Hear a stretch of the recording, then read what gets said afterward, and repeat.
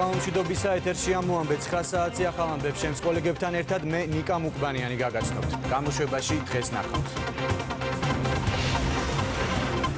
საქართველოში COVID-19 ინფიცირების 402 შემთხვევა ფიქსირდება. როგორია პაციენტების ჯანმრთელობის მდგომარეობა და დაავადებათა კონტროლის ცენტრის მიერ გამოქვეყნებული სტატისტიკა. ჯანდაცვის მინისტრის მოადგილე თამარ გაბუნია მოამბეში. სოციალური დისტანცირება და სახლში დარჩენა. რატომ უნდა დავიცვათ სპეციალისტების რეკომენდაციები პანდემიის მოსალოდნელი პიკის წინ? საგანგებო მდგომარეობა 10 მაისამდე გახანგრძლივდება. პარლამენტი საქართველოს პრეზიდენტის ბრძანებულებას ელოდება. საგანგებო სხდომა უკვე ჩანიშნულია. კაცრი კარანტინის შემდეგ რამდენიმე ევროპული ქვეყანა შეზღუდვების შერბილებაზე საუბრობს. რა პირობებით მოიხსნება შეზღუდვები ევროპის სახელმწიფოებში? დღის განმავლობაში საქართველოში კორონავირუსის 8 ახალი შემთხვევა გამოვლინდა. საერთო ჯამში ქვეყანაში COVID-19 ინფიცირების 402 შემთხვევა ფიქსირდება. გამოჯანმრთელებულია 95 პაციენტი. ხვალისთვის ელოდებიან 20 პაციენტის ტესტის პასუხს რესპუბლიკურ საავადმყოფოში. ნიმუშები ლუგარის ლაბორატორიაში უკვე გადაგზავნილია. უარყოფითია პასუხები ბოლნისის მუნიციპალიტეტში, სადაც 95 ტესტირებულიდან კორონავირუსი არც ერთს არ დაუდასტურდა. მიუხედავად იმისა, რომ ქვეყანაში კლების ტენდენცია შეინიშნება, სპეციალისტები მოსახლეობას სოციალური დისტანცირებისა და სახლში დარჩენისკენ მოუწოდებენ. უკვე მეორე დღეა ქვეყანაში კორონავირუსის დადასტურებული შემთხვევების რაოდენობა მკვეთრად შემცირდა. დღეს მხოლოდ 8 ახალი ფაქტი დაფიქსირდა. თუმცა სპეციალისტები 2 დღეს მაჩვენებელში კლების ტენდენციას ვერ ხედავენ და აცხადებენ, რომ ქვეყანა პიკურ პერიოდს უახლოვდება. შესაბამისად შემთხვევების ზრდაც გარდაუვალია. ერთი ახალი საეჭვო პაციენტი ყავს თბილისის ინფექციურ კლინიკას, თუმცა არის თუ არა ის ვირუსის მატარებელი, ეს მას შემდეგ აირკვევა, რაც კვლევის შედეგები გახდება ცნობილი. შედარებით კრიტიკული რჩება მათთან მყოფი 2 პაციენტის ჯანმრთელობის მდგომარეობა. პაციენტი გვიწევს, აქედან 45 არის დადასტურებული, ერთი არის შესაძლოა საეჭვო შემთხვევა, რომლის ტესტირება მოხდება. ამ 45 პაციენტიდან 2 კრიტიკულთან მიახლოებული პაციენტია, რომელთა მდგომარეობა დასტაბილიზებულია უკვე. 14 მძიმე პნევმონიით ყავს პაციენტი. ისინი ამ ეტაპზე მართლაც ექვემდებარება ყველა. არა ვარ პიკში, ზრდა არის სიბრუნე. მომავალი 3-4 კვირა არის საკმაოდ რთული. შიდა გავრცელების შემთხვევები გვაქვს უკვე 22-23 მარტიდან. ამიტომ როგორც წესი, შემდგომი 7-8 კვირა როცა შიდა გავრცელება იწყება არის უკვე რთული. ამიტომ ყველა უნდა მოეკიდოთ ძალიან მაღალი სიფრთხილით მომავალი 3-4 კვირის განმავლობაში. თქვენს ქცევებს ფედერალობაში მაქსიმალურად იქნება დაცული ის რეკომენდაციები, რასაც დაავადებათა კონტროლის ცენტრი იძლევა თვითიზოლაცია ადამიანების 70 წუთზე ადამიანების არ გამოსვლა სახლებიდან. ყველაზე მეტი COVID დადებითი პაციენტი ამ დროისთვის თბილისის პირველ საუნივერსიტეტო კლინიკას ყავს. მათ ნახევარზე მეტს კი ვირუსით განპირობებული მწვავე პნევმონია აღენიშნება. როგორც კლინიკის დირექტორმა ლევან რატიანმა განმარტა, რეანიმაციულ განყოფილებაში 3 კრიტიკული პაციენტი გადის მკურნალობის კურსს. თბილისის ზღვის ჰოსპიტალმა, რომელიც ცხელების ცენტრია, ლუგარის ლაბორატორიაში გაგზავნილი 34 პაციენტის ანალიზიდან ყველაზე უარყოფითი პასუხი მიიღო. ახალი კორონავირუსის მქონე პაციენტი არ მიუღია დღეს რესპუბლიკურ საავადმყოფოს, სადაც ამავე დიაგნოზის მქონე 36 პაციენტს მკურნალობენ.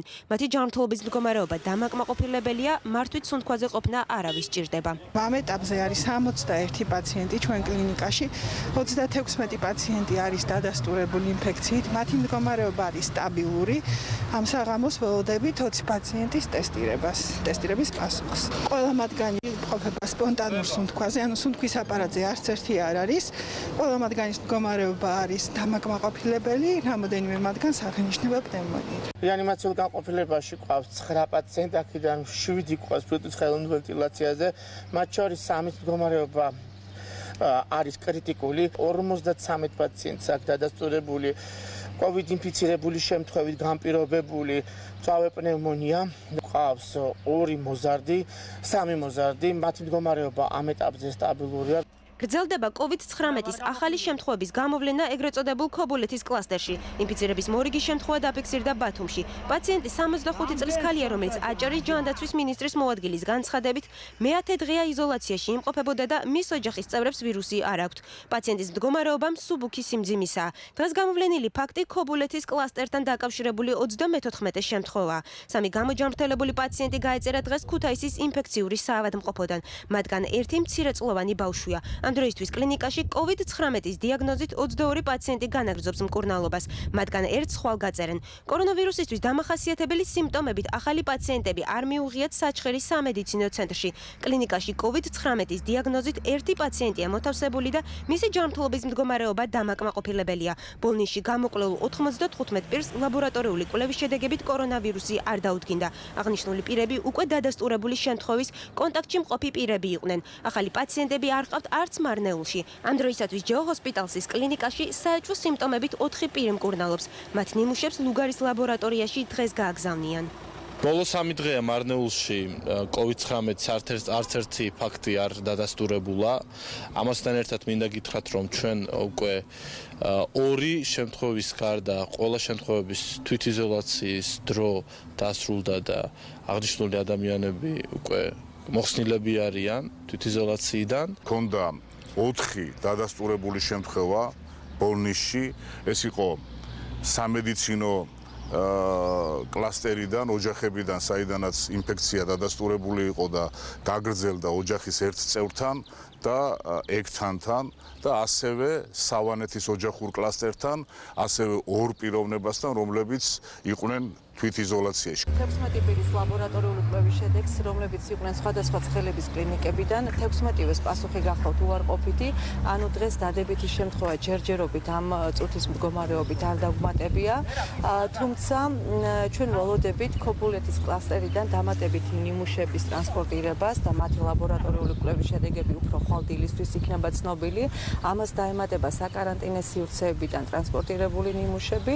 ალბათ ჩვენი ვარაუდით ეს იქნება არანაკლებ 50 ნიმუშისა, ვინაიდან უკვე ვიცით, რომ 35 ნიმუში არის ქობულეთის კლასტერის კონტაქტირებულ პირთა შორის აღებული. აგრეთვე რაღაც ნაწილს ჩაუტარდა სწრაფი ტესტირება და ამ ეტაპზე ყველა არის უარყოფითი.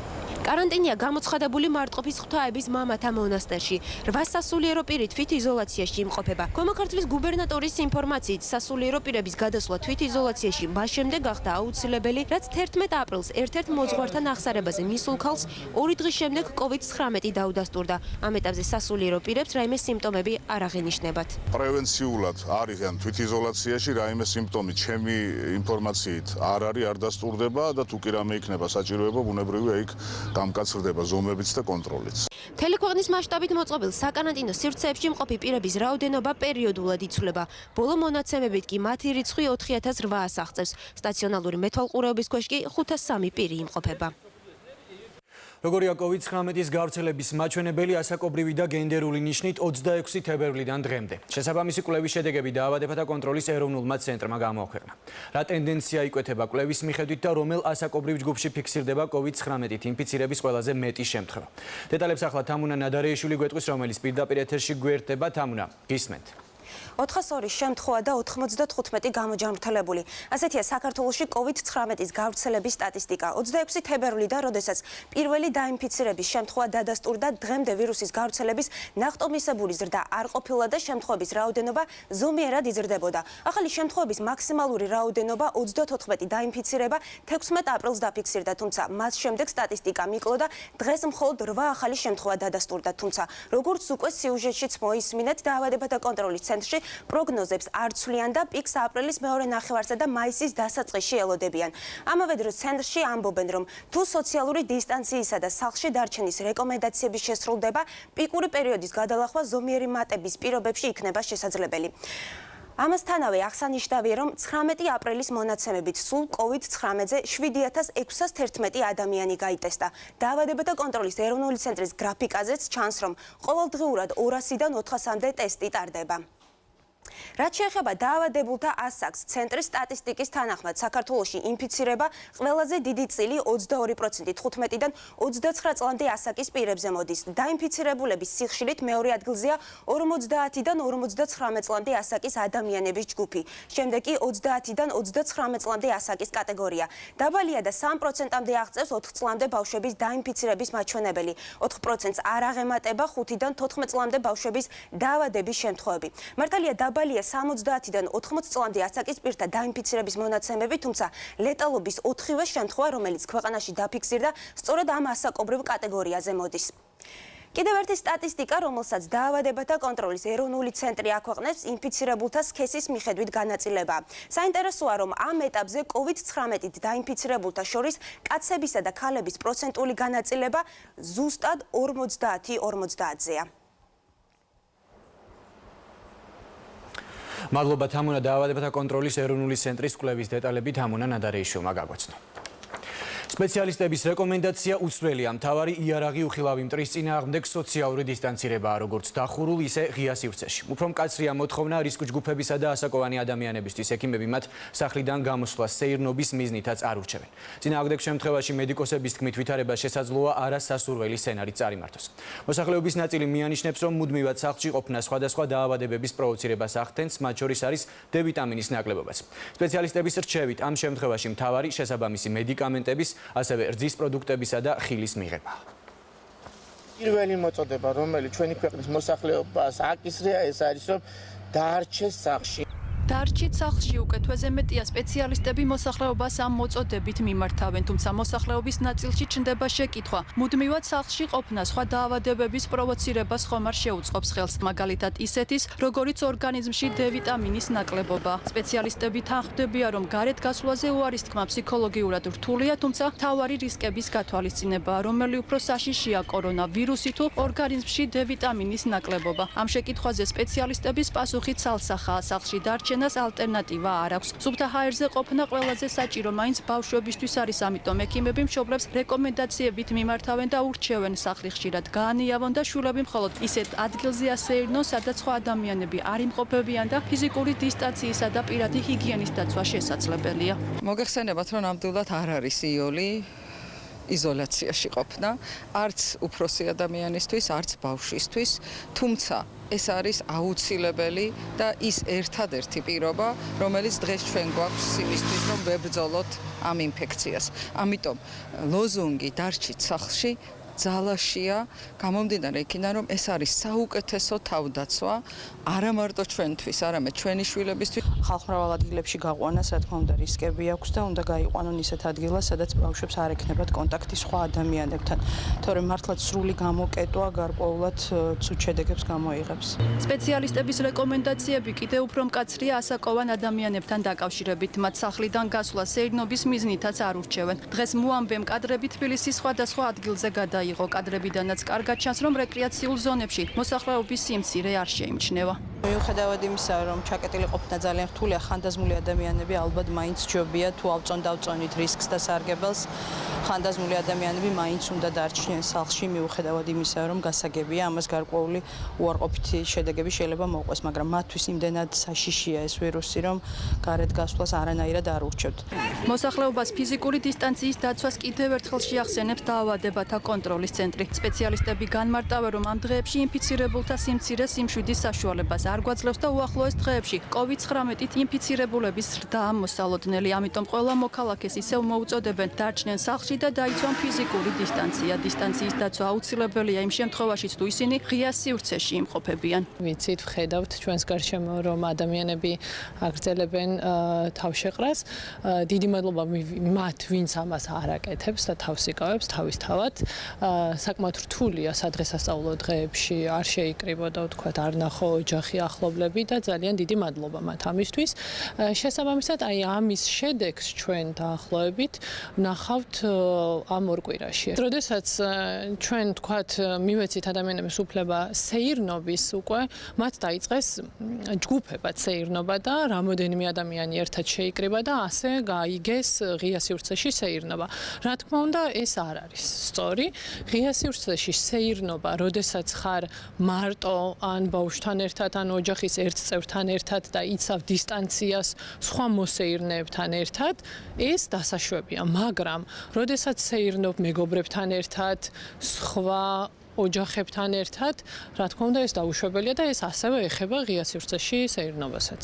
ექიმები განმარტავენ, რომ საქართველოში მოსახლეობის დიდ ნაწილში D ვიტამინის პრობლემა აქამდეც ხშირად ფიქსირდებოდა, ამიტომ სპეციალისტები მოქალაქეებს ურჩევენ ამ პრობლემის მოსაგვარებლად. ექიმის რეკომენდაციის საფუძველზე შესაბამისი მედიკამენტები მიიღონ, ან უკეთეს შემთხვევაში კვებით რაციონში ხშირად გამოიყენონ რძის პროდუქტები, ბოსტნეული და ხილი. სპეციალისტები ამბობენ, რომ D ვიტამინის ნაკლებობა მხოლოდ სახლში ყოფნით არ არის გამოწვეული, ამიტომ თითოეულ მოქალაქეს ურჩევენ დავრჩეთ სახლში, დავიცვათ ფიზიკური დისტანცია და ხელი შეუწყოთ COVID-19-ის გავრცელების შეჩერებას. ჯანდაცვის მინისტრის მოადგილე თამარ გაბუნია უპასუხებს ახლა მოამბის შეკითხვებს. ქალბატონ თამარ, მოგესალმებით და მადლობა გადაცემაში მონაწილეობისთვის. საღამომშვიდობის, მადლობა მოდავისთვის. ქალბატონ თამარ, დღეს არსებული მონაცემებით 402 დადასტურებული შემთხვევა, აქედან 95-ია გამოჯამრთელებული. არის თუ არა იმ გათვლების ფარგლებში ეს მაჩვენებელი, რაზეც აქამდე საუბრობდით და რამდენად და რა შემთხვევაში შეიძლება გქონდეს შემთხვევების არაპროგნოზირებადი მატება?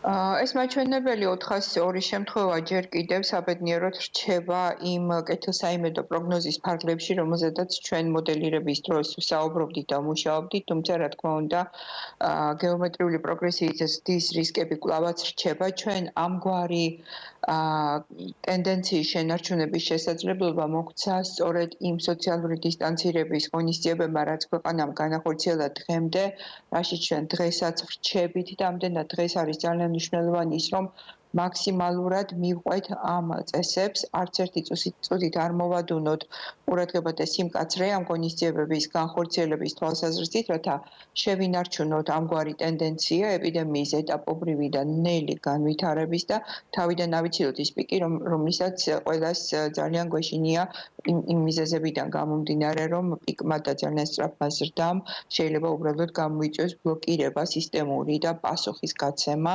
გახდეს ძალიან რთული. აღდგომის დღესასწაულის წინ გამკაცებულმა შეზღუდვებამ და თუნდაც საეკლესიო რიტუალებში მოქალაქეების მინიმალურმა ჩართულობამ რა გავლენა შეიძლება მოახდინოს ეპიდვითარებაზე თქვენი შეფასებით? რა თქმა უნდა, რისკი ამ შემთხვევაში მომატებულია და ჩვენ ვემზადებით მომატებული რისკის შემცირებისთვის. ის შედეგი, რომელიც ჩვენ დღეს გვაქვს, ეს არის 2 კვირის წინ გატარებული სოციალური დისტანცირების ეფექტი. ანუ ამ შემთხვევაში ჩვენ სულ მცირე 2 კვირიან პერიოდებზე ვსაუბრობთ, როდესაც ინტერვენციას შემდეგ შედეგი ექნება 2 კვირის დაგვიანებით. ანუ დღეს, როდესაც ჩვენ გვქონდა თავშეყრა, მართალია შედარებით ზომიერად და წესების დაცვით სააღდგომო დღესასწაულში მონაწილეობის პროცესში, აი ამისი შედეგების მოლოდინი უნდა გქონდეს დაახლოებით 10 დღის 2 კვირის შემდეგ. ამდენად ამ პერიოდში ძალიან მნიშვნელოვანია სწორედაც რომ სოციალური დისტანცირების ღონისძიებების კიდევ უფრო გამკაცრება იმისთვის, რომ ის გადაცემა უკვე საზოგადოებაში, თუ ეს გადაცემა უკვე დადგა და თუ მოხდა გარკვეული გავრცელება ინფექციის თავშეყრის ადგილებში, კიდევ შემდეგ მეტად აღარ გავრცელდეს და ამდენად მაქსიმალურად აი სწორედ ეხლა მომდევნო 2 კვირა იქნება კრიტიკული იმ თვალსაზრისით, რომ სწორედ ეხლა აქვს მნიშვნელობა, განსაკუთრებული მნიშვნელობა სოციალურ იზოლაციას და დისტანცირებას იმისთვის, რომ თუ კი ადგილი ქონდა ინფექციის გავრცელებას, მისი შემდგომი გადაცემა უკვე საზოგადოებაში არ მოხდეს და სწორედ ეს არის ის გამოსავალი, რომელიც ჩვენ აგვაცილებს თავიდან ეპიდემიის მასიურ გავრცელებას საზოგადოებაში. ამდენად მომდევნო 2 კვირა არის განსაკუთრებით კრიტიკული და სოციალური დისტანცირების ზომები უნდა დავიცვათ მაქსიმალური სიზუსტით და მაქსიმალური დამყოლობა უნდა გქონდეს იმ რეკომენდაციებზე, რასაც გვეუბნება ჯანმრთელობის მსოფლიო ორგანიზაცია. დავადოთ ქალბატონ თამარ იმ შეზღუდვების შერბილებას და გაუქმებას, რაც აქამდე იყო, ანუ ამ შეზღუდვების 10 დღის ვადის გასვლის შემდეგ უნდა ველოდოთ, რომ კიდევ გახანგრძლივდება შეზღუდვები? ჩვენ მომდევნო 2 კვირა, როგორც გითხარით, გვაქვს განსაკუთრებით საყურადღებო იმ თვალსაზრისით, რომ თავიდან ავიცილოთ ის გავრცელება, რაც შესაძლოა უკავშირდებოდეს გასულ შაბათ-კვირას თავშეყრის ადგილებში ინფექციის გავრცელებას. ამდენად მომდევნო 2 კვირა იქნება მაქსიმალური სიმკაცრის. შემდეგ იმის დამიხედვით, თუ ეპიდემია როგორ გავრცელდება და ამისთვის სპეციალური სამეცნიერო საზომები არსებობს, რაც გვეუბნება, რომ აი ეპიდემიის გავრცელების ამ ტენდენციის პირობებში შესაძლებელია ან არ არის შესაძლებელი სოციალური დისტანცირების ზომების გამკაცრება ან შერბილება, აი ამის მიხედვით უკვე მიიღება შემდეგი გადაწყვეტილებები იმაზე თუ რამდენად იქნება შესაძლებელი განსხვავებული შედარებით შერბილებული ზომების შემოღება, მაგრამ ჯერჯერობით მაქსიმალური სიმკაცრე გჭირდება. გალბატონ თამარ, იმ შემთხვევაში თუ ეს ტენდენცია ვერ შენარჩუნდება, რამდენად მზადაა საქართველოს ჯანდაცვის სექტორი და არის თუ არა ის ყველაზე უარესი სცენარი, რაც შეიძლება იყოს. გასულ კვირას სპეციალისტებმა რეკომენდაციების შეუსრულებლობის შემთხვევაში იტალიის განმეორებაც არ გამორიცხეს. რამდენად მზად არის ჩვენი ჯანდაცვის სექტორი? ეხლა მართალი გითხრათ, მე არც მინდა დაუშვა იმის ალბათობა, რომ ის რეკომენდაციები, რომელიც აუცილებელია და ყველანაირი პირობა არსებობს იმისთვის, რომ სოციალური დისტანცირების ზომები მაქსიმალურად შენარჩუნდეს და ის რაც აქამდე გაკეთდა, რაღაცა მიზეზის გამო არ შენარჩუნდება, რადგან ეს არის ისევ ჩვენ ხელში და თითოეულ მოქალაქეს შეუძლია დაიცვას სოციალური დისტანცირების ის წესი, რომელიც ვიცით, რომ უნდა დავიცვათ. ამდენად უბრალოდ არც მინდა თეორიულ ვარიანტშიც კი განვიხილო ის სცენარი, როდესაც ჩვენ რატომღაც არ დავიცავთ ამ წესებს და დაველოდებით იმას, თუ რამდენად გაუძლებს ჯანდაცვის სისტემა პიკთან დაკავშირებულ შემოტევას. რაც შეეხება ჯანდაცვის სისტემის მზაობას, ჯანდაცვის სისტემა დიდი ხანია ემზადება იმისთვის, რომ სისტემას კონდეს შესაფერისი პასუხის საშუალება. თუმცა, როგორც ჩვენ არაერთხელ ვისაუბრეთ, ეს პასუხი შესაძლებელია იყოს ეფექტური იმ შემთხვევაში, თუ ჩვენ სოციალური დისტანცირების შედეგად მივიღებთ ეპიდემიის ეტაპობრივ და ნელ გავრცელებას. რა თქმა უნდა, არა მხოლოდ ჩვენ სისტემას, არამედ ყველა სისტემას, ნებისმიერ სისტემას გაუჭირდება მოსალოდნელი პიკის გადატანა, თუ ეს პიკი იქნება უკონტროლო. ამდენად, კვლავაც ერთადერთი გზა იმისთვის, რომ ჩვენ გავუძლოთ, რეალურად გადავიტანოთ ეს ეპიდემია, არის პრევენციის ის ზომები, რომელსაც დღეს ვახორციელებთ და რომელიც ბოლომდე უნდა დავიცვათ.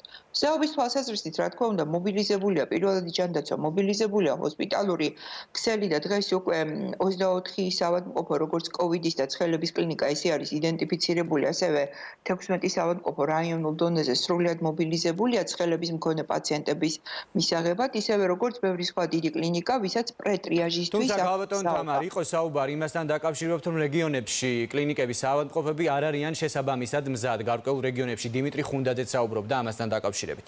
როგორია დღეს მდგომარეობა ამ რეგიონებში? რეგიონებში ჩვენ რაიონულ დონეზე გვაქვს მცირე ზომის საავადმყოფოები. ეხლა თქვენ წარმოიდგინეთ, როგორ შეიძლება 15 საწოლიანმა ან 25 საწოლიანმა საავადმყოფომ რეალურად გაუძლოს მასშტაბურ შემოტევას პიკის ფაზაში იმ შემთხვევების, რომელიც შესაძლოა გავრცელდეს და დადგეს, თუკი ჩვენ ისევ და ისევ არ დავიცავთ ამ სოციალური დისტანცირების წესებს.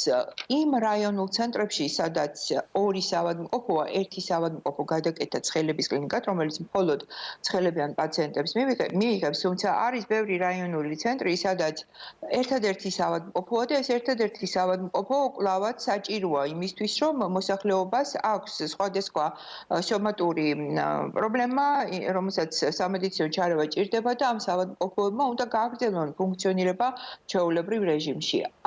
მონიტორინგის შედეგების შედეგად გამოიკვეთა ისიც, რომ ზოგიერთ ადგილზე საჭირო იქნება დამატებით ეს ეგრეთ წოდებული პრეტრიაჟის, ანუ წინასწარი შეფასების ზონის მოწყობა, იქნება ეს კარვის სახით თუ რაღაცა დამატებითი ნაგებობის სახით, სადაც სიცხიანი პაციენტის შეფასება მოხდება სწრაფად, იმისთვის, რომ შემდეგ გადამისამართეს ცხელების ან რეგიონულ დონეზე კოვიდის კლინიკებში. ეს არის სქემა, რომელსაც ჩვენ მივყვებით და ინფექციის კონტროლის კუთხითაც ბევრს მუშაობთ მცირე ზომის რაიონულ კლინიკებთან, რათა უნებურად, როდესაც პაციენტი თვითდინებით ბუნებრივად მიმართავს ამ კლინიკას და ნებისმიერ შემთხვევაში ჩვენ ყოველთვის უნდა ვიფიქროთ, ხომ არ არის ამ შემთხვევაში კორონავირუსული ინფექცია, თუ კი სიცხე აქვს პაციენტს ან რომელიმე სხვა დაავადება და მაინც ვიყოთ ფრთხილად.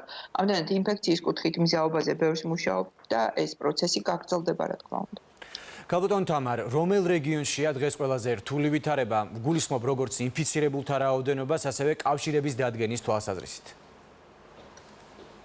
რეგიონების შემთხვევაში ჩვენ განსაკუთრებული დატვირთვა მაინც მოდის თბილისზე და დიდ ქალაქებზე. თბილისი, ქუთაისი, ბათუმი. ეს არნიშნავს იმას, რომ რეგიონულად ესე გვაქვს განაწილებული კოვიდის შემთხვევები, შეიძლება ყველა რეგიონში აღმოცენდა ერთეული შემთხვევა და ჩვენ დღემდე გვაქვს უფრო მეტი იმპორტირებული შემთხვევები, რომელიც აღინიშნა ან კარანტინში მყოფ პირებში, ან ქვეყანაში იყო შემოტანილი და ეს პაციენტები ჯერაც აგრძელებენ მკურნალობას, ესე რომ გითხრათ ვფიქრობთ, რომ ლოკალიზებული ეპიდემიის სახით იყო ის მკაფიო მატება ნაკლებად, თუმცა იცით, რომ ცნობილია ქობულეთის კლასტერის შესახებ, ასევე ცნობილი იყო მარნეულის კლასტერი და დღეს მიმდინარეობს ძალიან აქტიური მუშაობა ბოლნისის მუნიციპალიტეტში, უკვე მერამდენიმეჯერ მიმდინარეობს იქ თერმული სკრინინგი, ანუ ციკლურად ეს უნდა რამდენჯერმე ჩატარდეს თერმული სკრინინგის შემდეგ PCR-ით გამოკვლევა გუშინ ძალიან დიდი რაოდენობა მასალის იქნა აღებული PCR ტესტირებისთვის ბოლნისის მუნიციპალიტეტიდან, საბედნიეროდ შემთხვევების დიდი უმრავლესობა არის უარყოფითი, მაგრამ ეს არ იძლევა დამშვიდების საფუძველს და სრულად უნდა მოხდეს ამ რეგიონის შესწავლა. შემდეგი 2 დღე კიდევ დაეთმობა სკრინინგს და განმეორდება ეს პროცესი 1 თვის განმავლობაში რამდენჯერმე უნდა შესრულდეს ესეთი პროცედურა. ეს არის ადგილობრივი ეპიდრიაგირების სქემა, რასაც ჩვენ გამოვიყენებთ სხვა მუნიციპალიტეტებში, სადაც კი ამის საჭიროება იქნება. ყველამ ვიცით, ქალბატონ თამა, რომ შიდა გავრცელება დაწყებულია. თქვენი შეფასებით, რამდენად კონტროლირებადია დღეს შიდა გავრცელების მაჩვენებელი ქვეყანაში? ჩვენ სტატისტიკას თუ შევხედავთ, შიდა გავრცელების მაჩვენებელი კონტროლირებადია, ამას უჩვენებს ნელა მზარდი ციფრები და ასევე ის ინტერვენციები, რომელიც ჯერ კიდევ შესაძლებელია რომ განხორციელდეს, ჩვენ ვცდილობთ, რომ ყველა კონტაქტი გამოვიკვლიოთ და მოხდეს სრული შესწავლა თითოეული ახალი შემთხვევის, ეს ჯერჯერობით შესაძლებელია, თუმცა როგორც სხვა ქვეყნებში ამის გამოცდილება უჩვენებს შემთხვევების მატებასთან ერთად იმის რისკი, რომ უკვე ყველა კონტაქტის გამოკვლევა ამდენად საფუძვლიანად ვეღარ მოხდება, რა თქმა უნდა, არსებობს ამდენად ისევ და ისევ უნდა ვეცადოთ, რომ შევინარჩუნოთ ამგვარი ზრდის ტემპი, რაც მიუთითებს იმაზე, რომ კონტროლის ხარისხი იქნება უფრო მაღალი და ჩვენ თავიდან ავიცილებთ ეპიდემიის პიკურ ზრდას. ბოლო დროს ხშირად საუბრობენ თავად მედიკოსებში ინფიცირების მომატებულ რისკებზე. ეს გამოწვეულია ეს უსაფრთხოების წესების დარღვევით თუ არასათანადო აღჭურვილობით და რა დამატებით ზომებს იღებს თქვენი უწყება, რომ ექიმების დაავადების რისკები იყოს მინიმალური?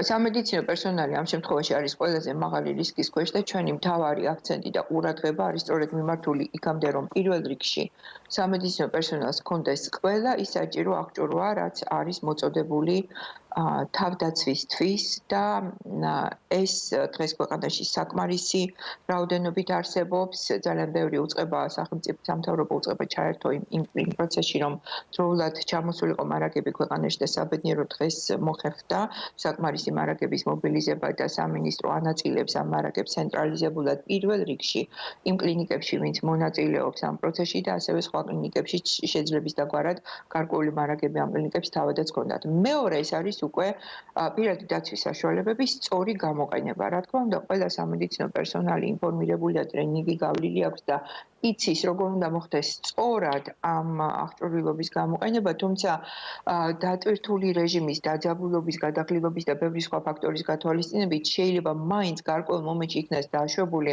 შეცდომა ამ აღჭურვილობის მოხმარებასთან დაკავშირებით. ეს არის სწორედ ერთ-ერთი მთავარი მიზეზი, რომელიც აღწერილია ბევრ ქვეყანაში და რამაც გამოიწვია სამედიცინო პერსონალის დაინფიცირება. ამდენად ჩვენი რეკომენდაცია აქაც არის ის, რომ სამედიცინო პერსონალს ჰქონდეს მუშაობის ადეკვატური რეჟიმი, რომ თავიდან ავიცილოთ გადაღლა და გადატვირთვა იმ პერსონალის, ვინც COVID კლინიკებში და ასევე ცხელების კლინიკებში მუშაობს და რა თქმა უნდა, ასევე მუდმივი ტრენინგები, ჯანმრთელობის მსოფლიო ორგანიზაციის, ასევე დაავადებათა კონტროლის ცენტრის ვებგვერდზე არის ძალიან კარგი ვიდეო მასალა, რაც ჩვენ გავრცელებული გვაქვს და ასევე მიმდინარეობს სხვადასხვა სახის ტრენინგები და ადგილზე ვიზიტები ყველაზე მნიშვნელოვანია კლინიკებში და ვფიქრობ, რომ ეს გაგრძელდება მუდმივად, რადგან ერთჯერადი სახით ამის ჩატარება საკმარისი არ არის და ეს არის მთავარი დაცვის საშუალება, რაც ჩვენ სამედიცინო პერსონალის ამ სიტუაციაში დაცვის საშუალებას მოგცემს და ასევე მინდა აღვნიშნო ძალიან მნიშვნელოვანი ონლაინ კონსულტაციის სისტემა. პირველადი ჯანდაცვა არის მთავარი ფრონტის წინახაზი, რაც ყველა შემთხვევაში უნდა დავიცვათ, ისევე როგორც სასწრაფო გადაუდებელი დახმარების ექიმები, ამდენად თუ უკიდურესი აუცილებლობა არ არის, ოჯახის ექიმი ბინაზე არ მიდის და ჩვენ ავამოქმედეთ და კარგად მუშაობს ონლაინ კონსულტაციის სისტემა, რომელიც დაკავშირებულია 112 ზარებთან და მოქალაქეს, რომელსაც აქვს რესპირაციული სიმპტომები, თვლის, რომ მაღალი რისკი აქვს COVID-ის, სჭირდება კონსულტაცია, მას შეუძლია დაარეკოს 112-ზე, მისი სარიგა და მისამართება ოჯახის ექიმთან და ოჯახის ექიმი მას გაუწევს ძალიან მაღალ კვალიფიციურ ონლაინ კონსულტაციას და ეს მექანიზმი კარგად მუშაობს და არის ერთ-ერთი დაცვა ასევე. არა მხოლოდ იმიტომ არის ეს კარგი, რომ პაციენტს ექნება საშუალება, რომ მიიღოს კონსულტაცია ასე დაუყოვნებელ რეჟიმში, არამედ ექიმებისთვისაც არის დაცვის კარგი საშუალება. თუ არ არის აუცილებელი ექიმთან ვიზიტი, ჯობს რომ გადავიდეთ ონლაინ მექანიზმებზე და ამით ვიხემძღვანელოთ ამ პროცესში. გასაგებია. რაც შეეხება ეგრეთ წოდებულ აგრესიულ ტესტირებას, რომელიც რამდენიმე დახურულ დაწესებულებაში უნდა დაიწყოს. ხომ არ დასუსტდა უკვე როდის და რა ჯგუფებში ჩატარდება ეს ტესტირება?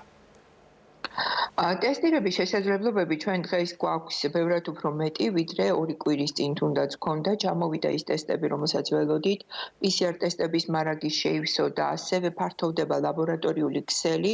ჩვენ უკვე მზად გვაქვს კონკრეტული გეგმა და სამშაბათიდან PCR ტესტირება შემოერთება ახალი კერძო ლაბორატორიები, რაც მნიშვნელოვნად გააფართოვებს ქსელს და ასევე შეამცირებს იმ დროს, რაც ჩვენ გვჭირდებოდა ტესტების აღებაზე და პაციენტს დიდხანს არ მოუწევს დაყოვნება ჰოსპიტალში, ვიდრე ის მიიღებს პასუხს. ასევე უკვე ფართოდ არის გამოყენებული ანტისხეულების ტესტები, რაც იძლევა უკვე მე-6 დღიდან ინფექციის მიმდინარეობის გამოვლენის საშუალებას.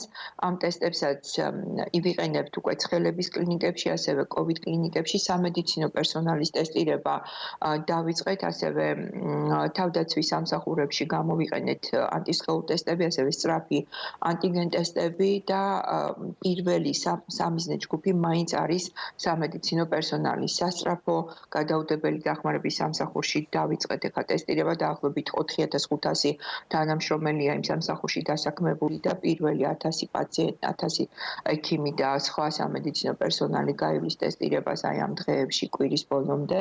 დასრულდება ეს ტესტირება და ასევე მოხდება მათი მოცვა შემდგომ უკვე ამ ტესტებით. ტესტების ხელმისაწვდომობა მნიშვნელოვნად იზრდება, ოქროს სტანდარტი რჩება, რა თქმა უნდა, PCR ტესტირება, მაგრამ კარგია ის, რომ PCR ტესტირების დროც ჩვენთვის შემოკლდება, იმის გამო, რომ გვაქვს უკვე CFAD-ის მიერ მოწოდებული ტესტი, ჯინ ექსპერტის საშუალებით ხდება ამ ტესტის გამოყენება. კარგია ძალიან 45 წუთია მისი დრო და ჯერ მხოლოდ ცოტა რაოდენობა გვაქვს 1500 კარტრიჯი ჩამოვიდა ქვეყანაში საცდელი პირველი გამოყენებისთვის და შემდეგ უკვე პერსპექტივაში გვაქვს იმის შესაძლებლობა, რომ ეს ტესტებიც მეტი იყოს ქვეყანაში და კარგია, რომ ჯინ ექსპერტები ბევრი გვაქვს დაახლოებით 47 ბევრ რაიონული დონის კლინიკაში და უკვე ადგილზე შეეძლებათ კლინიკებს დაუყოვნებლივ ამ ტესტის ჩატარება, რაც ძალიან დაეხმარებათ როგორც შემთხვევის ადრეულ დადგენაში, ასევე დიფერენციულ დიაგნოსტიკაში, რაც მნიშვნელოვანია, ძალიან მნიშვნელოვანია. გასაგებ მედიკოსების შემდეგ ხომ არ გეგმავთ, რომ გარკვეული დაწესებულებების ტესტირებას, ანუ მედიკოსების შემდეგ ვის შეიძლება რომ ჩაუტარდეს ტესტირება? რაიმე გეგმა ხო არ გაქვთ ან მონახაზი? ჩვენ მიყვებით სამინისტროს ალგორითმს. ამ ალგორითმის თანახმად პრევენციული სახით ტესტირება რეკომენდებულია ჯგუფებისთვის, ვინც არის განსაკუთრებით მაღალი რისკის. ამაში შედის სამედიცინო პერსონალი, შედის თავშესაფრებში მცხოვრები პირები, ასევე შედის ის პირები, ვინც საქმიანობს ორგანიზებულ ჯგუფებში. ამ ორგანიზებული ჯგუფებიდან ჩვენ უკვე დაწყებული გვაქვს ჯარის მოცვა, ასევე სამედიცინო პერსონალის მოცვა. შემდეგი ჯგუფი აუცილებლად იქნება ფსიქიატრიულ დაწესებულებებში დასაქმებული და ასევე იქ მცხოვრები ბენეფიციარები, თავშესაფრებში მყოფი პირები და ასევე ამავე ჯგუფს მიეკუთვნება სამონასტრო კომპლექსებში მცხოვრები პირები და მათთვისაც რეკომენდებულია ანტისხეულების ტესტირება. ასევე ჩვენ უკვე გვაქვს შესაძლებლობა ანტისხეულების ტესტირება ჩავატაროთ იმ პირებში, ვინც ასრულებს თავიანთ იზოლაციის პერიოდს იმის გამო, რომ იყვნენ კონტაქტში დაავადებულ პირებთან დიდ ორგანიზებულ ჯგუფებში, მაგალითად საერთო საცხოვრებელში თუ მოხდება ესეთი შემთხვევა, ან რომელიმე დასახლებაში, სადაც ორგანიზებული ჯგუფი ცხოვრობს, ეს იქნება შემდეგი პრიორიტეტული ჯგუფი ამ ტესტირებისთვის. ანტისხეულების ტესტირებისთვის. გასაგებია. რამდენიმე დღეში 2 თვე შესრულდება, რაც ქვეყანაში COVID-19-ის პირველი შემთხვევა დადასტურდა. ამ ხნის განმავლობაში რამდენად საკმარისია სპეციალისტების ცოდნა ამ ვირუსის შესახებ, ხომ არ არის სიახლეები, მაგალითად, ახასიათებს თუ არა სეზონურობა, ან ამ დაავადების გადატანის შემდეგ ვითარდება თუ არა მაგალითად ადამიანს მყარი იმუნიტეტი. ყველას გვინდა და ძალიან ველოდებით იმ სიახლეს, როდესაც მსოფლიო მეცნიერების ჯგუფი დაბეჭდებით იტყვიან, რომ ამ ვირუს სეზონურობა ახასიათებს და ამინდის დათბობასთან ერთად უნდა ველოდოთ მის გაქრობას. ჯერჯერობით ესეთი მყარი დასკვნა სამწუხაროდ არ არსებობს, მაგრამ მაინც ველოდებით იმ სეზონურობის მომენტს, რომელიც შესაძლებელია, რომ ამ შემთხვევაშიც ჰიპოთეტურია, მაგრამ გამორიცხული არ არის, რომ გამართლდეს.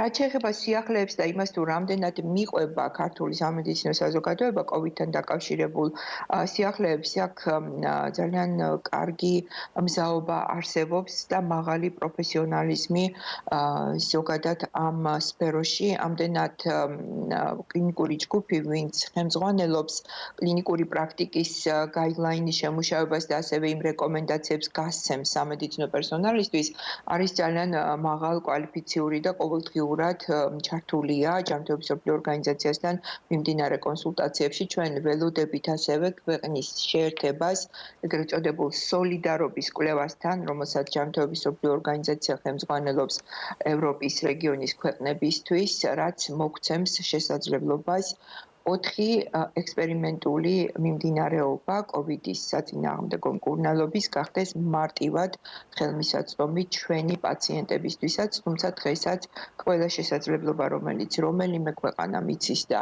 რაც ოდნავ მაინც ეფექტიანი იყო ამ მიმართულებით, ცნობილია ჩვენი კლინიცისტებისთვის და ისინი მზად არიან გამოიყენონ ეს შესაფერის შემთხვევებში. ამ მიმართულებით მე ვფიქრობ, მზაობა ძალიან მაღალია და ამას ჩვენ შევინარჩუნებთ აუცილებლად.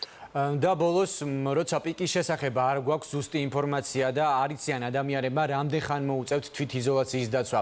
გავრკვევლობაში ყოფნა არ არის მარტივი. თქვენი შეფასების როდისთვის შეგვიძლია ვივარაუდოთ შეზღუდვების შემსუბუქება? ჩვენ უნდა წარმატებით გავიაროთ მომდევნო 2-3 კვირა. ანუ თუ ჩვენ მომდევნო 2-3 კვირას გავივლით ისევე ეფექტურად, როგორც აქამდე გავიარეთ ეს პერიოდი, შემდეგ უკვე შეგვიძლია ვისაუბროთ იმაზე, თუ როგორ გამოვიდეთ და როგორ გამოვიდეთ ამ შეზღუდვებიდან უსაფრთხოდ. ამისთვისაც არსებობს, რა თქმა უნდა, შესაფერისი მექანიზმები, ესეც დაემყარება ეპიდემიის საფუძვლიან ანალიზს და როგორც კი ჩვენ ეპიდემიის მიმდინარეობის სურათი მოგცემს უსაფრთხოდ სიტუაციის შერბილების და კონტროლის ზომების შერბილების საშუალებას. რა თქმა უნდა, ეს მომენტი არ დააყოვნებს და ჩვენ ამაზე პირველ რიგში ვამცნობთ ყველა იმ ადამიანს, რომელიც დღეს იმყოფება იზოლაციაში, რომელიც ედმიწევნით კარგად იცავს დისტანცირების მეთოდებს, მაგრამ მომდევნო 2-3 კვირა იქნება კრიტიკული იმისთვის, რომ ჩვენ შევინარჩუნოთ ეს მიღწევები, რადგან ჩვენი დღევანდელი გავრცელების ტემპი მართალია დაბალია, მაგრამ მაინც შემთხვევის გადაცემა ადამიანიდან ადამიანზე არის საკმაოდ საყურადღებო და ამდენად ჩვენ უნდა დავრჩეთ ამ რეჟიმში კვლავაც გარკვეული პერიოდი. აი, როდესაც გაივლის ეს 2-3 კვირა შემდეგი და ვნახავთ როგორ წავა სურათი და მე იმედი მაქვს, რომ ამგვარი დაცვის პირობებში ტენდენცია უნდა იყოს კეთილსაიმედო, შემდეგ უკვე დაუბრუნდებით შესუსტების, ანუ შერბილების ღონისძიებებს და დიდი მადლობა მინდა უთხრა ყველა იმ მოქალაქეს, რომელიც დღეს რჩება თვითიზოლაციაში და ძალიან გვეხმარება იმაში, რომ ეპიდემიის მიმდინარეობის ესეთი ტენდენცია შევინარჩუნოთ. მადლობა საინტერესო საუბრისთვის. დაგემშვიდობებით მოამბის შეკითხვებს ჯანდაცვის მინისტრის მოადგილე თამარ გაბუნია პასუხობდა. COVID-19 პანდემიის გამო ვერ სრულდება ბოლო წლებში დამკვიდრებული კიდევ ერთი ტრადიცია. საკოორდინაციო საბჭოს გადაწყვეტილებით მოქალაქეებს სასაფლაოზე გასვლა ეკრძალებათ. მეოთხე დღე რაც ხელისუფლებამ ქვეყნის მასშტაბით სასაფლაოებთან მისასვლელი გზები ჩაკეტა. შეზღუდვა კიდევ 6 დღეს გაგრძელდება. თბილისის 56-მე მუნიციპალურ და ასევე რეგიონის სასაფლაოებს საპატრულო პოლიციის ეკიპაჟები და თავდაცვის ძალები აკონტროლებენ. აკრძალვების მიუხედავად ქვეყნის მასშტაბით მოსახლეობის ნაწილმა სასაფლაოებზე გასვლა მაინც სცადა, თუმცა პოლიცია მათ ამის საშუალება არ მისცა. ვაკო ორმოცაძე გიამბობთ, როგორ ასრულებენ მოქალაქეები საგანგებო მდგომარეობის პირობებში ამოქმედებულ კიდევ ერთ შეზღუდვას. საქართველოში აღდგომის დღესასწაული აღინიშნება, თუმცა მოქალაქეებს დღესასწაულის შემდგომი დღეების ერთ-ერთი მთავარი ტრადიციის შესრულება სასაფლაოებზე გასვლა ეკრძალებათ. სასაფლაოები ჩაკეტილია მთელი ქვეყნის მასშტაბით. მიზეზი კორონავირუსის გავრცელების პრევენციაა. აკრძალვები მოქმედებს დედაქალაქში, სადაც სასაფლაოების მიმდებარე ტერიტორიებს შინაგან საქმეთა სამინისტროს წარმომადგენლები აკონტროლებენ. სასაფლაოები ჩაკეტილია შიდა ქართლის რეგიონში. დღეს და ხვალინდელი დღის განმავლობაში განსაკუთრებული ყურადღებით იმუშავებს პოლიცია იმისთვის, რომ სასაფლაოებზე არ მოხდეს მასიურად მოსახლეობის ნაკადების შესვლა. ამიტომ აუცილებლად ყველამ უნდა გავითვალისწინოთ სახელმწიფოს რეკომენდაციები პოლიცია და სამხედრო პირები აკონტროლებენ სასაფლაოებს ბათუმში. ამ დროისთვის ადგილზე სამართალ დარღვევის არც ერთი ფაქტი არ დაფიქსირებულა. თუმცა იყო შემთხვევა, როდესაც დაახლოებით 5-მდე პირს სასაფლაოზე შესვლა უნდოდა, მაგრამ პოლიციის გაფრთხილების შემდეგ მათ ტერიტორია დატოვეს. სასაფლაოები ჩაკეტილია სამეგრელო ზემო სვანეთის რეგიონსა და ფოთშიც. სოფლებში აკონტროლებენ უბნის ინსპექტორები, არ გამოვლენილა არც ერთი სამართალ დარღვევის ფაქტი, ამიტომ მინდა მე ჩვენ საზოგადოებას მოქალაქეებს დიდი მადლობა გადაუხადო ასეთი მაღალი თვითშეგნებისათვის. მინდა გითხრათ, რომ სერიოზულ დარღვევებს ადგილი არ ქონიათ. მოსახლეობა გაგებით შეხვდა ქვეყანაში არსებულ პრობლემებს და მაქსიმალურად იცავს თვითიზოლაციის და საგანგებო მდგომარეობის სხვა მოთხოვნების წესებს. დარღვევის არც ერთი ფაქტი არ დაფიქსირებულა იმერეთში. მუნიციპალიტეტის მერები და ასევე მერიის წარმომადგენლები სოფლებში სასაფლაოებზე მონიტორინგს მეორე დღეა ახორციელებენ. რეგიონში სასაფლაოებზე გასვლის რამდენიმე მცდელობა დაფიქსირდა, თუმცა სამართალდამცველების მითითების შემდეგ პირებმა ტერიტორია დატოვეს. ქობულეთის მუნიციპალიტეტის იმ სოფლებში, სადაც მკაცრი საკარანტინო პირობები მოქმედებს, სასაფლაოების შესასვლელებს კვლავ შინაგან საქმეთა სამინისტროს წარმომადგენლები აკონტროლებენ. სამართალდამცველები მოსახლეობას სასაფლაოზე გადაადგილების შესაძლებლობას არ აძლევენ. სასაფლაოების შესასვლელებთან კრიმინალური და საპატრულო პოლიციის თანამშრომლებია მობილიზებული გურიაშიც, სადაც დაწესებული შეზღუდვების დარღვევის ფაქტი არ დაფიქსირებულა. ჩართული არის როგორც მერის წარმომადგენლები, ასე პოლიციელები, მთლიანად კონტროლდება ყველა სასაფლაო რეგიონის მასშტაბით, სოფლების მიხედვით და მოსახლეობაც გაგებით შეხვდა იმ შეზღუდვებს, რომელიც დღეს ხორციელდება. მინდა მოუწოდო თითოეულ მოქალაქეს, რომ მაქსიმალურად დავიცვათ ის რეკომენდაცია და წესები, რაც მოქმედებს ქვეყანაში. აღსანიშნავია, რომ ჩვენი მოქალაქეები ძალიან გაგებით ეკიდებიან იმ შეზღუდვებს, რაც დაწესებულია საგანგებო მდგომარეობის შესაბამისად და დღეს უკვე მეორე დღეა ჩვენ ვაკონტროლებთ სასაფლაოებზე სიტუაციას და შეგვიძლია ვთქვათ, რომ არც ერთი დარღვევა არ ქონია ამ პერიოდში. სრულად კონტროლდება ქალაქში არსებული 4 დიდი სასაფლაო, ასევე სოფლებში არსებული სასაფლაოები. ამ მომენტისთვის ჯერჯერობით არანაირი სახის გადაცდომა ამ კუთხით ან რეკომენდაციის შეუსრულებლობა არ დაფიქსირებულა. სასაფლაოებზე გასვლის შეზღუდვები ქვეყანაში 17 აპრილს 10 დღით ამოქმედდა. არის გამონაკლისი შემთხვევა, აკრძალვა არ ეხება მიცვალებულის დაკრძალვასთან დაკავშირებული ღონისძიებების განხორციელების მიზნით სასაფლაოს ტერიტორიაზე შესვლასა და გადაადგილებას. დაწესებული შეზღუდვების დარღვევის შემთხვევაში ფიზიკური პირი 3000 ლარით, ხოლო იურიდიული პირი 15000 ლარით დაჯარიმდება. ხმაური იყო დღეს კლდიაშვილის ქუჩაზე მოქალაქესა და პოლიციას შორის დაპირისპირება მოხდა. არსებული ინფორმაციით სავარაუდოდ ნასვამ მდგომარეობაში მყოფი მოქალაქე პოლიციის წარმომადგენლებს დაუპირისპირდა და მათ სიტყვიერი შეურაცხყოფა მიაყენა. საპატრულო პოლიციის წარმომადგენლებმა მოქალაქე ადგილზე დააკავეს. თვითმხილველების განცხადებით მათთვის უცნობია თუ რამ გამოიწვია მომხდარი ფაქტი. ადგილზე საპატრულო პოლიციისა და სასწრაფო დახმარების რამდენიმე ეკიპაჟი იმყოფებოდა. ცოტა ნასვამი ბიჭი იყო და ორი ეკაჩებოდა ახე წამო და პოლიციას რაღაცა ეკამათებოდა. და მერე გამოეკიდა ის პოლიციელი და წადიო დავანებეთ. და აი ხალი იყო პოლიციელი, გამოეკიდა იქა და ჩხუბი დაიწყო, მერე მოვარდა ერთი უღოცი პოლიციელი და დაიჭირეს მოგრიხეს და ესე წაიღეს რა. აქაღურია რა, ხედავ ხშირად. საგანგებო მდგომარეობის 10 მაისამდე გახანგრძლივების მიზნით საქართველოს პარლამენტში საგანგებო სხდომა 22 აპრილს გაიმართება. დეპუტატებმა ვადის გაგრძელებას კენჭი უნდა უყარონ, თუმცა მანამდე ამ საკითხზე პრეზიდენტმა პრემიერ-მინისტრის წარდგინებით დეკრეტი უნდა გამოსცეს. გადაწყვეტილება ძალაში ხელმოწერისთანავე შევა და ძალადაკარგულად მხოლოდ იმ შემთხვევაში ჩაითვლება თუ საკანონმდებლო ორგანო განხილვის შემდეგ სიითი უმრავლესობით მას მხარს არ დაუჭერს და საკითხი ჩავარდება. თავდაცვისა და უშიშროების კომიტეტის თავმჯდომარე განმარტავს, რომ პროცედურების მიუხედავად საგანგებო მდგომარეობა წყვეტის პირდაპირ გაგრძელდება და პირობები ჩვეულებრივად იმოქმედებს. უკვე ცნობილია, რომ საგანგებო რეჟიმის გაგრძელებას საპარლამენტო უმრავლესობა მხარს დაუჭერს. რა თქმა უნდა, ჩვენ მხარს დაუჭერთ ყველა სამედიცინო ღონისძიებას, რომელიც აუცილებელია მოსახლეობის ჯანმრთელობის დასაცავად, მაგრამ განვლილმა ერთმა თვემ უკვე გამოაჩინა, რომ მთავრობა არ არის მზად საგანგებო მდგომარეობით გამოწვეული ეკონომიკური შეზღუდვებისთვის. ძალიან მკაფიოდ ჩანს, რომ მთავრობა თავს ვერ ართმევს საგანგებო მდგომარეობით გამოწვეულ პრობლემებს და ასეთ პირობებში ეკონომიკური ყოვლისმომცველი გეგმის და ნაბიჯების გარეშე საგანგებო მდგომარეობის გაგრძელება იქნება უზარმაზარი პრობლემების მომტანი. შიდა გავრცელების საფრთხე უკვე რეალობაა. ბოლო სტატისტიკური მონაცემებით მზარდი არის COVID-19-ით დაავადებულთა რიცხვი, შესაბამისად ლოგიკურია და სრული პასუხისმგებლობით საჭირო არის, რომ გაგრძელდეს საგანგებო მდგომარეობა. პრეზიდენტი, პრემიერი ერთად გამოაცხადებენ საგანგებო მდგომარეობას და პარლამენტის სავარაუდოდ 22 აპრილს ოთხშაბათს დაამტკიცებს. რა თქმა უნდა, მას ექნება სრული მხარდამჭერა უმრავლესობის მხრიდან, რამდენადაც ჩვენ ხედავთ ამ ძალიან სერიოზულ გამოწვევას და ვიღებთ პასუხისმგებლობას.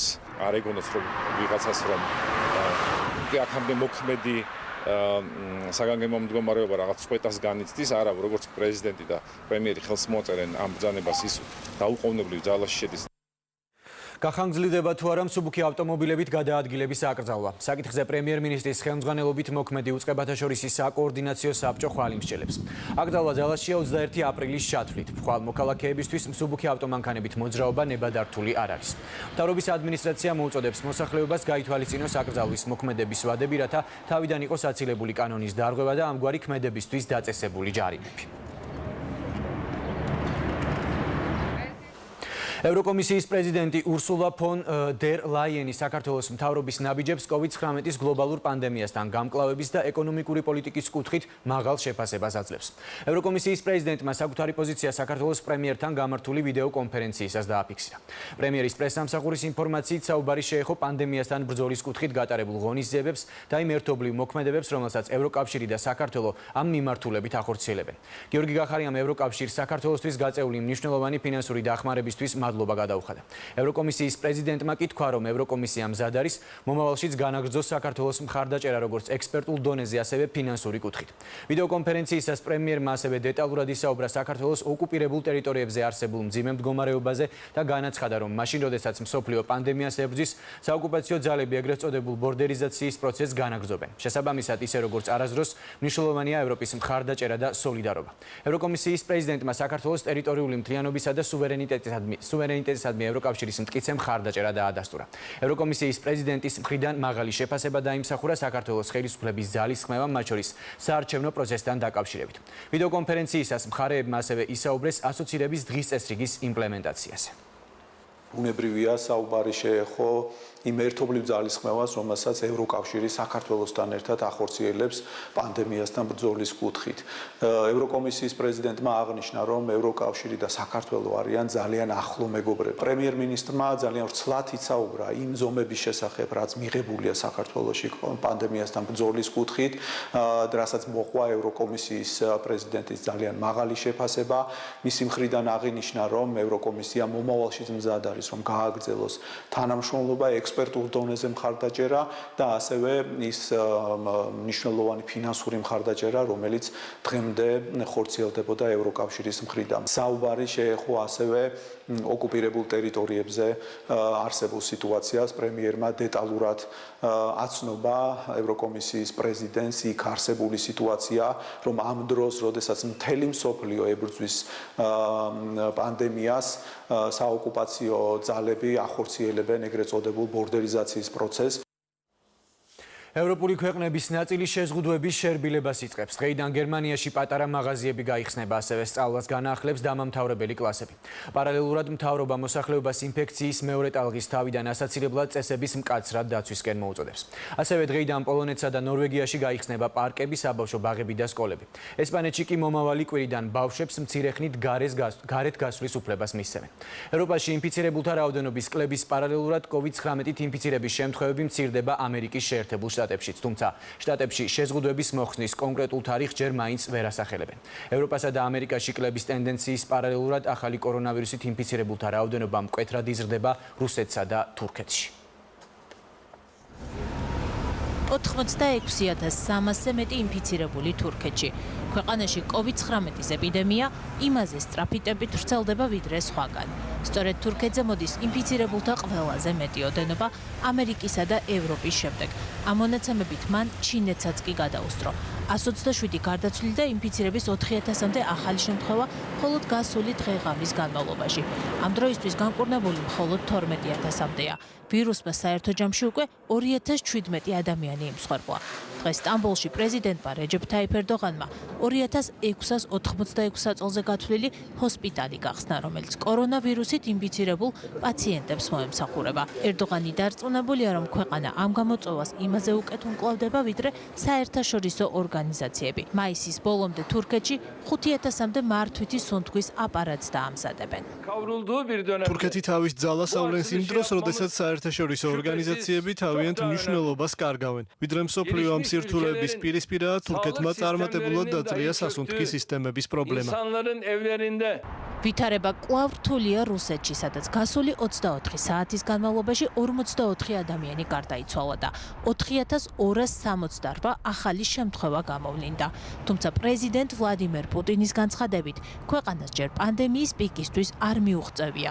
რუსეთში COVID-19-ით ინფიცირებულია 47000 ადამიანი. ვითარება რთულია, სამწუხაროდ გრძელდება ეპიდემიის გავრცელება, იზრდება ინფიცირებულთა რიცხვი. დაავადების პიკი ჯერ კიდევ წინაა. ყველაფერი უნდა გაკეთდეს ამ პიკის შესარბილებლად და ეგრეთ წოდებული პლატოს გასასვლელი ვადის შესამცირებლად. რაც შეეხება სამხრეთ კავკასიას, ინფიცირებულთა ოდენობა 1329-მდე გაიზარდა სომხეთში. გარდაცვლილია 22 პაციენტი. სომხეთზე 57 ინფიცირებულით მეტი პაციენტი ჰყავს აზერბაიჯანს. გარდაცვლილია სულ 19 ადამიანი.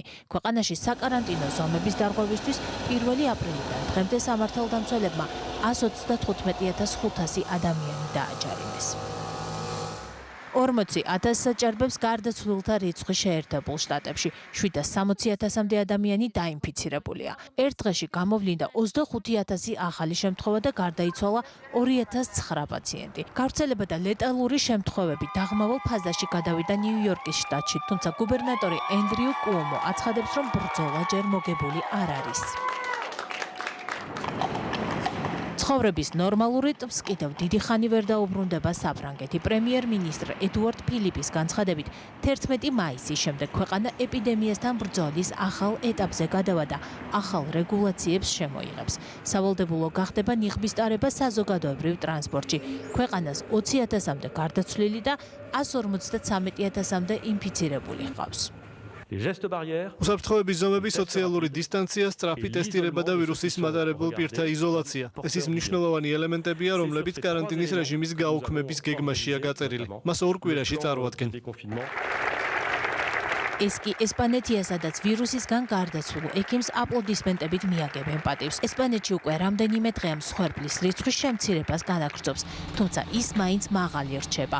გასული 24 საათის განმავლობაში 399 პაციენტი დაიღუპა. 1500-ზე მეც კი ვირუსი დაუდგინდა. ესპანეთში COVID-19-ით ინფიცირებულთა ოდენობამ 200000 გადააჭარბა. გარდაცვლილია 21000-მდე. საკარანტინო რეჟიმის შემსუბუქება ქვეყანაში მხოლოდ 27 აპრილის შემდეგ ეტაპობრივად დაიწყება.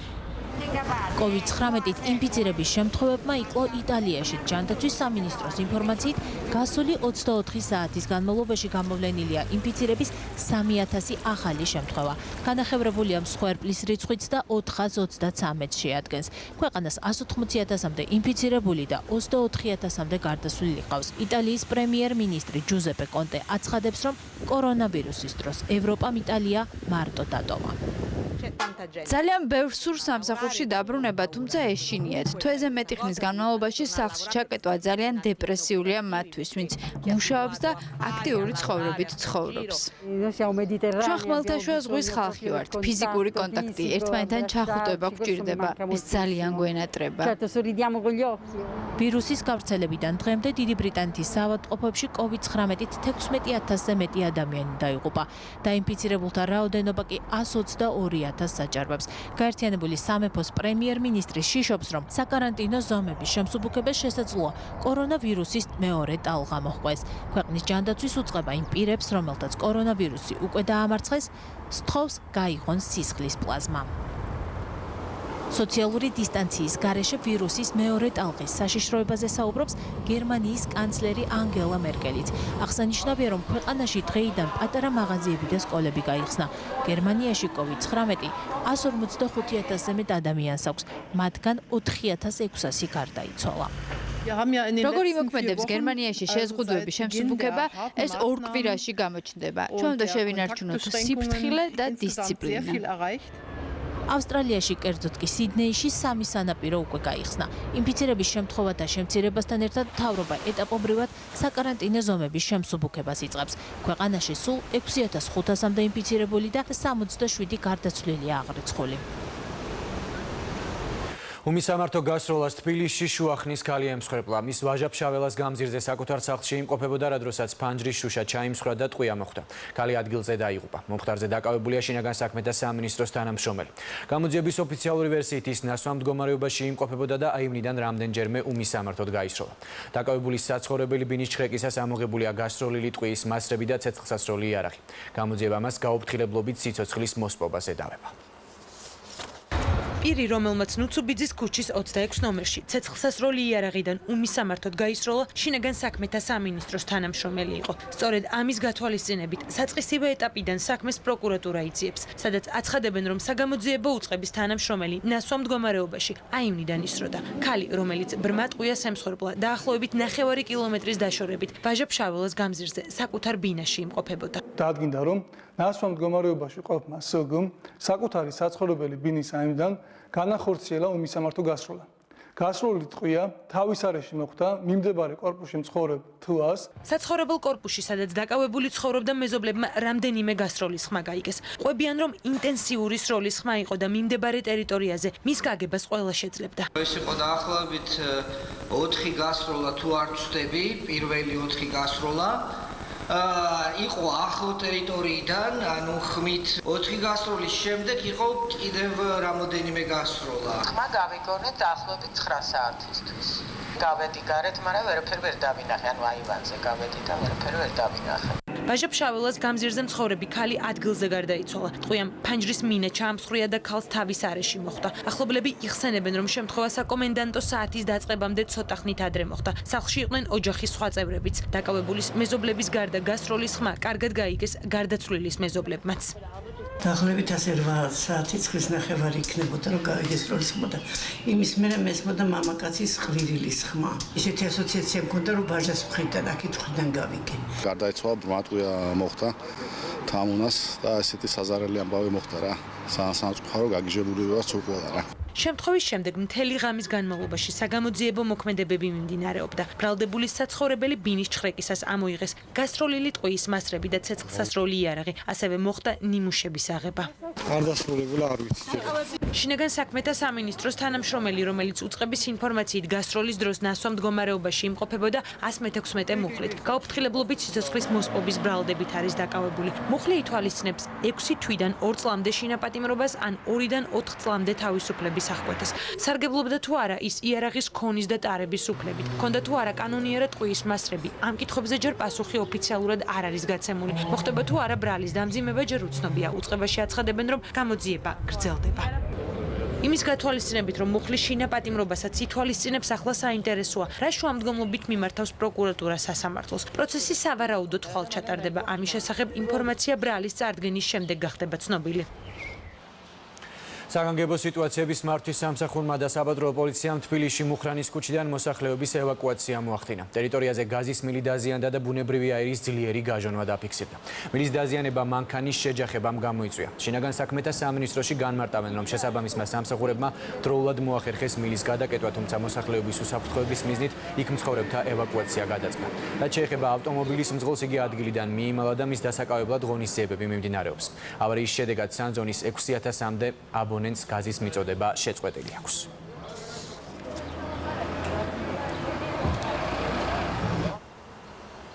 ეკონომიკის სამინისტრო გეგმავს გამოყოს დარგები და წარმოებები, რომლებიც პერსპექტიულია იმპორტის ჩანაცვლების თვალსაზრისით და საჭიროებენ მხარდაჭერას და განვითარებას.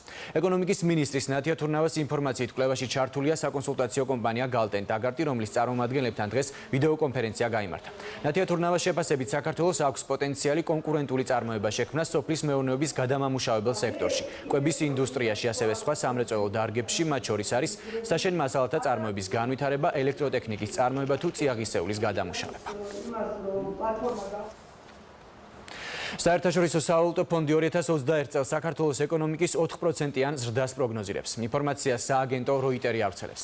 საქართველოში საერთაშორისო სავალუტო ფონდის წარმომადგენელი სელიმ ჩაკირი როიტერთან საუბრისას ამბობს, რომ საერთაშორისო სავალუტო ფონდი მზადაა პანდემიასთან და მის შედეგებთან გამკლავებისთვის საქართველოს $1.6 მილიარდის მობილიზებაში დაეხმაროს. გასულ კვირას საერთაშორისო სავალუტო ფონდის მისიამ აღმასრულებელ საბჭოს მიმართა რეკომენდაციით, რომ საქართველოს $200 მილიონი დახმარება გამოუყონ, რაც გადაუდებელ სამედიცინო და სოციალურ-ეკონომიკურ საჭიროებებს მოხმარდება.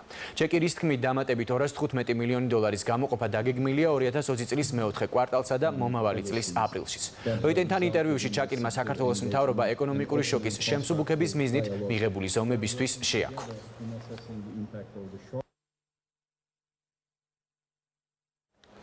სოლიდარობის ტაში კაცობრიობის გმირებს, ექიმებს, მსოფლიო ფეხბურთის მოქმედმა და ყოფილმა ვარსკვლავებმა ექიმებისადმი ვიდეო მიმართვა გაავრცელეს. სოლიდარობის აქციაში მონაწილეობდნენ პელე, მარადონა, ბეკჰემი, ბუფონი, კანავარო, სამუელ ეტო, ზინედინ ზიდანი და სხვები. და მსოფლიოში სამედიცინო პერსონალი და მოხალისეები თავიანთ სიცოცხლეს რისკავენ, რათა დაეხმარონ თავიანთ ძმებს. სამწუხაროდ ზოგიერთმა მათგანმა ამ ბრძოლას საკუთარი სიცოცხლე შესწირა. ასევე მნიშვნელოვან როლს ასრულებენ ჩვენი ცხოვრების წესის დაცვაში ადამიანები, რომლებიც მუშაობენ სამართალდამცავ სისტემაში, აფთიაქებში, მაღაზიებში, საწყობებში, სახლში მიწოდების სერვისებში, საზოგადოებრივ ტრანსპორტში, უსაფრთხოების სამსახურებსა და მედიაში.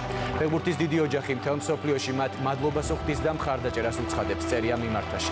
ჩვენ ტაშს გვიკრავდნენ როგორც ფეხბურთელებს, ახლა ჩვენი ჯერია, რომ მათი ტაში დავაფასოთ და ყველა იმ ექიმის მიმართ, ვინც ჩვენი სიცოცხლისთვის საკუთარ თავს რისკავს, მადლიერება გამოვავლინოთ, ამბობს დევიდ ბეკჰემი.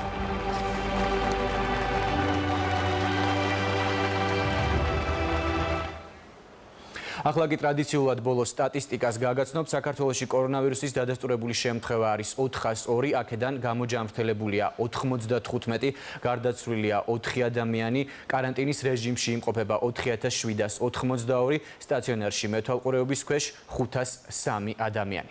ასეთი იყო მოამბის მთავარი გამოშვება დღეს. თქვენ წინ ამინდის პროგნოზი გეოლდებათ. მე ხვალამდე გემშვიდობებით. დაიცავით სოციალური დისტანცია და დარჩით სახლში.